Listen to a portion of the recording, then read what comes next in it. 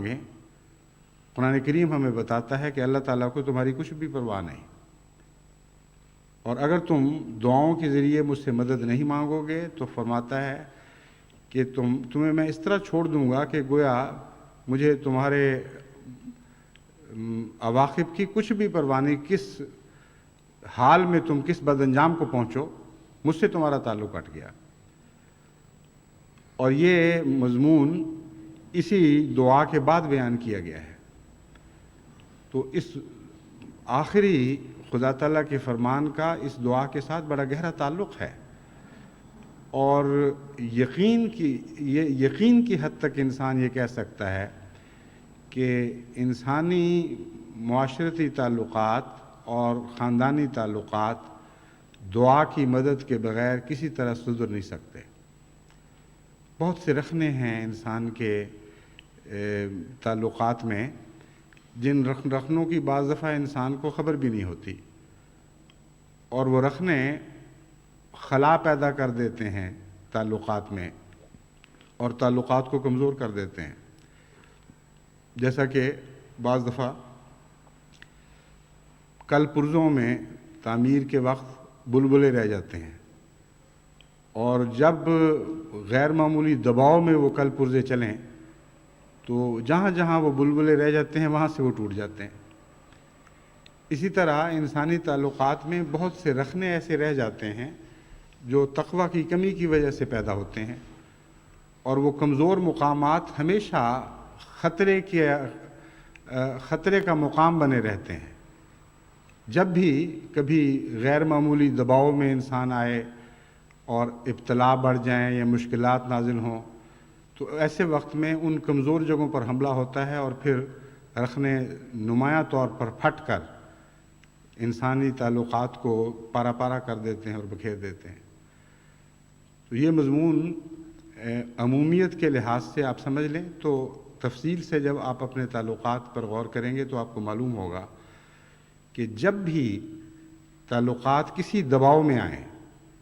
اس وقت انسان کو اپنی کمزوریوں کو پتہ چلتا ہے، اس کے بغیر نہیں پتہ چلتا۔ بچہ بیمار ہو، پریشانی ہو، غربت ہو، اور ضرورت کی چیزیں پوری نہ ہو رہی ہوں، بے وقت مہمان آ جائیں، یا غریب رشتہ داروں کی مدد کرنی ہو، یا ماں باپ ایسے حال میں ہوں کہ مجبوراً ان کو اپنے گھر میں رکھنا ہو، یہ سارے وہ امور ہیں جو معاشرے پر دباؤ ڈالتے ہیں اور میاں بیوی کے تعلقات پر دباؤ ڈالتے ہیں۔ وہ بیوی جو اس سے پہلے بہت ہی اچھی دکھائی دے رہی ہوتی ہے، انسان سمجھتا ہے کہ یہ تو کلیتاً میری وفادار اور میرے ساتھ تعاون کرنے والی اور میری زندگی کا ساتھی ہے، وہ خاوند جو بیوی کو ایک فرشتہ دکھائی دے رہا ہوتا ہے اگر وہ پہلے دکھائی دے رہا ہو، جب اس قسم کے دباؤ پیدا ہوتے ہیں تو اس وقت ان دونوں کے اندرونی رخنے ظاہر ہونے شروع ہو جاتے ہیں، اور وہی بلبلے ہیں جن مقامات سے پھر یہ تعلقات ٹوٹنا شروع ہوتے ہیں۔ بس انسان کو اپنے اندرونے کا بھی خود پتہ نہیں ہے، اور اپنے رفیق حیات کے اندرونے کا بھی کچھ پتہ نہیں ہے، یعنی ان مقامات پر نظر نہیں ہے جو در حقیقت بعض وقت غیر معمولی اہمیت اختیار کر لیتے ہیں۔ اس لیے جو بھی چاہیں آپ تعلقات کو بہتر بنانے کے لیے کوششیں کریں، جب تک دعا سے مدد نہیں مانگیں گے آپ کے تعلقات سدھر نہیں سکتے اور آپ خطرات کے مقام سے باہر نہیں آ سکتے۔ اللہ تعالیٰ کی نظر ہے ان باتوں پر، اور جب انسانی تعلقات دباؤ میں آتے ہیں تو تقویٰ کام آتا ہے، اس وقت حسن خلق کام نہیں آیا کرتا، کیونکہ اخلاق کی بنیاد بعض دفعہ تقویٰ پر ہوتی ہے اور بعض دفعہ ایک عام تربیت پر ہوتی ہے، یعنی دنیا میں ایک انسان کو جس قسم کی تربیت میسر آئے اس کی وجہ سے اخلاق پر اچھا اثر پڑ سکتا ہے، اور بعض قوموں کے جو خدا کے قائل نہیں بھی ہیں اخلاق اچھے ہوتے ہیں، لیکن وہ اخلاق جو تقویٰ پر مبنی نہ ہوں، جو خدا کی ذات پر ایمان پر مبنی نہ ہوں، وہ دباؤ میں آ کر ہمیشہ بے معنی اور بے حقیقت ہو جایا کرتے ہیں۔ بس ظاہری اخلاق کے لحاظ سے آپ کا گھر چاہے جنت بھی بنا ہوا ہو، اگر ان اخلاق کی بنیاد تقوی پر نہیں ہے تو ہرگز اس جنت کو بقا کی کوئی ضمانت نہیں ہے. لیکن اگر تقوی پر مبنی ہے تو جتنا زیادہ مشکل پیش آئے اتنا ہی زیادہ انسان کو ایک دوسرے کی خوبیوں کا علم ہونا شروع ہو جاتا ہے. مصیبت کے وقت اگر بیوی قربانی کر رہی ہے اور تعاون کر رہی ہے، اگر مشکل کے وقت خاوند قربانی کر رہا ہے اور تعاون کر رہا ہے، تو چونکہ یہ تعاون تقوی کی بنا پر ہوتا ہے اور معاشرے کے دباؤ کے خلاف ہوتا ہے، اس وقت انسان کے اندر کے جوہر ایک غیر معمولی جاذبیت کا موجب بن کر ابھرتے ہیں. اور ایسے واقعات کے گزر جانے کے بعد میاں بیوی کے تعلقات پہلے سے بہت زیادہ بڑھ جاتے ہیں. ان میں ایک محبت کا عنصر ہی نہیں رہتا، ان میں گہری قدر کا عنصر شامل ہو جاتا ہے. بس اس دعا کو غیر معمولی اہمیت دینے کی ضرورت ہے اور اس کے مضمون کو سمجھنے کی ضرورت ہے. جب تک آپ کے دل میں سب سے پہلے یہ نیت، یقین پوری صفائی کے ساتھ اور خلوص کے ساتھ پیدا نہ ہو کہ میں نے اپنے ساتھی سے تسکین کی طلب کرنی ہے اور اپنے مولا سے طلب کرنی ہے. میں واقعتاً چاہتا ہوں کہ جیسا بھی میرا زندگی کا ساتھی ہے، اپنی برائیوں سمیت میں نے جب اسے ایک دفعہ قبول کر لیا تو میرے بس میں نہیں ہے کہ میں اس سے سکینت حاصل کروں. میں اپنے خدا سے دعا مانگوں گا یا دعا مانگوں گی کہ تو ہمارے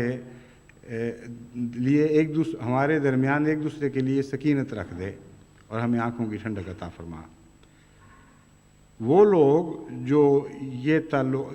جن کے تعلقات پہلے ہی اچھے ہوں اور واقعتاً ایک طبی محبت کے نتیجے میں ایک دوسرے سے وہ سکینت پاتے ہوں، جب وہ یہ دعا مانگتے ہیں تو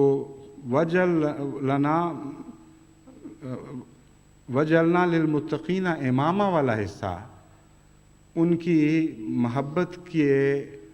تعلقات میں ایک نیا تعلق پیدا کر دیتا ہے. وجعلنا للمتقین اماما کا ٹکڑا ان کو یاد کراتا ہے کہ آپ کو جو ایک دوسرے سے تسکین ملتی ہے وہ محض ظاہری انسانی تعلقات کی بنا پر ہے، اور اس تسکین کے نتیجے میں آپ کی اولاد اور آپ کے مستقبل کی کوئی حفاظت نہیں ہو سکتی. جب تک یہ دعا کا حصہ ساتھ شامل نہ کرنے کہ وجعلنا للمتقین اماما، اس وقت تک ان تعلقات کا کوئی دائمی فائدہ نہیں ہے. اگر وہ قائم بھی رہیں اور ابتلاؤں میں نہ بھی ٹوٹیں تب بھی ایسے تعلقات کے نتیجے میں اولاد فیض نہیں پا سکتی جب تک ان تعلقات میں تقوی کا عنصر شامل نہ ہو جائے.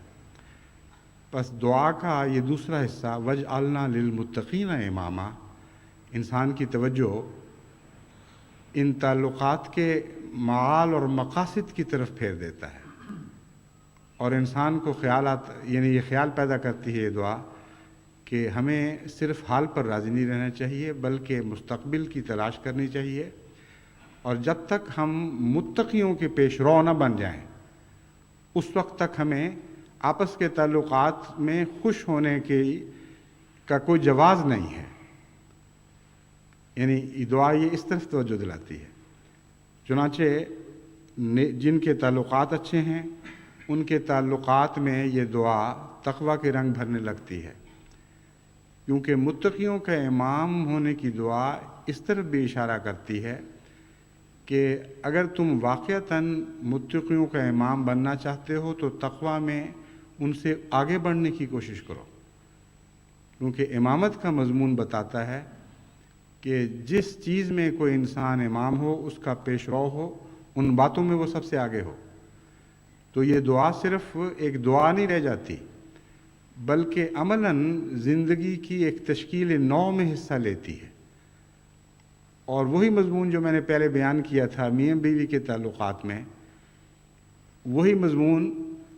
تقوی کے لحاظ سے انسان کا قدم عملی دنیا میں آگے بڑھانے لگتا ہے،